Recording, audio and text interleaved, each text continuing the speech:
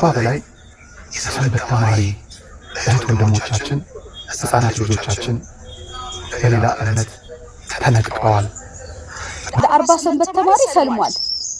ከዛ ሳስበው እንዴ ይሄ ነገር እንዴት ወዴት እየሄድን ነው? ከዛ በኋላ ራሱ ይሄን አሁን ሰኔ ወር ላይ ወደ 6-5 ተማሪዎች ክርስቲያኖች ጫፍ ላይ ያሉ አሉ ተባለ። አበድኩ በቃ በእውነት አራስ ሴት ነበርኩኝ። ትላንት አብረው ሲማሩ የነበሩ ልጆች ዛሬ ግን ጓደኞቻቸው በእምነት ግለት ነው። ስለዚህ እዚህ ላይ ደግሞ በደንብ መሰራት አለበት። እምነት ማወቅ አለብን። ስንጠየቅ መልስ መጠየቅ መመለስ መቻል አለብንና ያ ነገር ቢሆንልን ልጆቻችንም ብዙዎቹ ልጆቻችንን ተቀምጠናል ማለት በወጣቱ የሙስሊም ወጣት ስለሚበዛ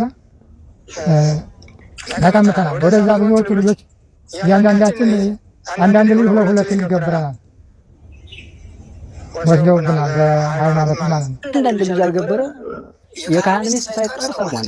እኛ ሀገር ላይ የካህን ሚስት እስከ ልጆቻቸው ካህን በህይወት እያሉ ልጆቻቸው ያው የካህን ልጆች እንደመሆናቸው አብረው ይቀጥሉ ነበር። ነገር ግን ሰውየው ደግሞ በህመም ምክንያት ህይወታቸው ሲያልፍ ሚስታቸው ልጆቻቸው እንደውም ከዚያ ወደ መሸፈን ደረጃ ሁሉ የደረሱ መስቀልም ድረስ የሚያስመጥፋቸው ልጆች ያ መስቀል ተበጥሶብኝ ነው ለመናገር እንኳን እያፈሩ ጠንከር ለማለት እንግዲህ ብዙ ማለቱም አይሞት ነን። ስለዚህ ያንን ምንነቱን ለማስተማር በዛ ነው